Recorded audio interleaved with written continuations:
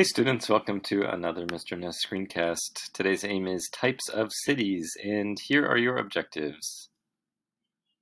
Please pause the video and get ready to copy some vocab terms.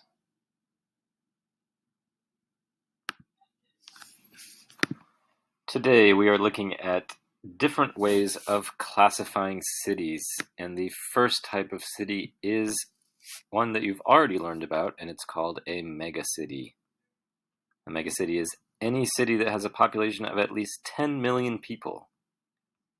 There is just one megacity in the US, New York, and today the fastest growing megacities are in LDCs. The next type of city is called a megalopolis, and it's not actually one city, it's a chain of connected cities.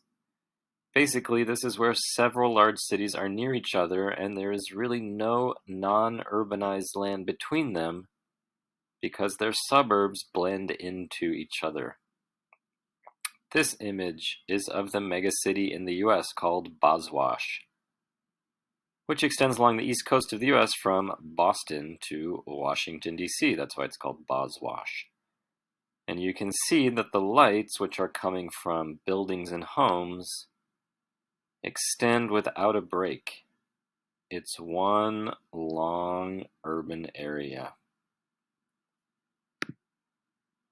The next type of city is a world city, also called a global city. Global cities are cities that play a large role in the global economy because they are centers of finance.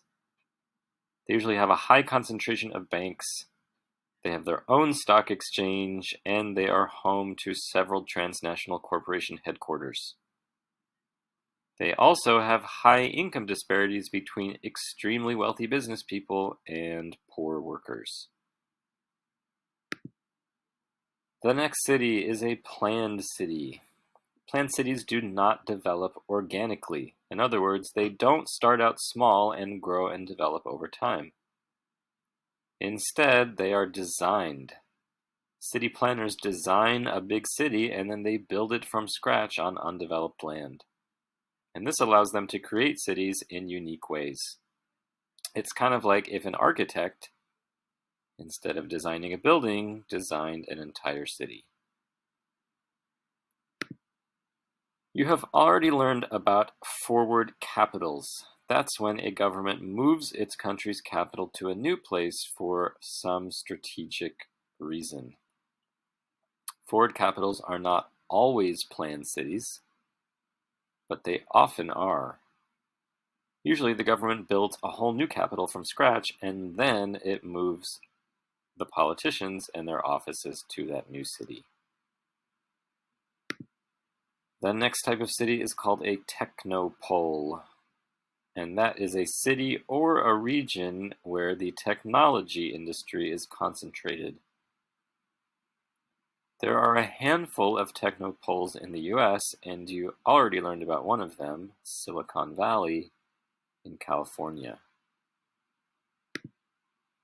The last type of city, and my least favorite kind, are edge cities, exurbs, and boomburbs. Now, edge cities, exurbs, and boomburbs are not exactly the same thing, but for the purpose of this class, you can group them all together. All three are commercial centers that are outside of the traditional central business district.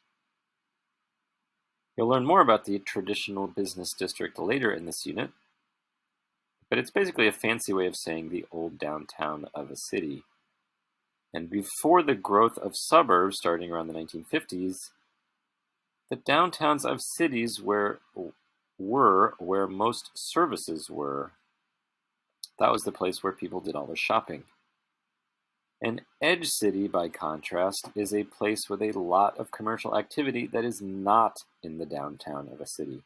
Instead, it's somewhere out in the suburbs, usually near highway interchanges. You can only get to an edge city by driving. You may have seen one if you've driven around suburban New Jersey. There will usually be a mall and maybe a lot of glass buildings, lots of parking lots, and often surrounded by highways. So those are edge cities, and a boom burb is just a rapidly growing edge city, hence the name Boom. Alright, that is all. If you missed anything, just rewind the video and look again, and I will see you in class. Bye, students.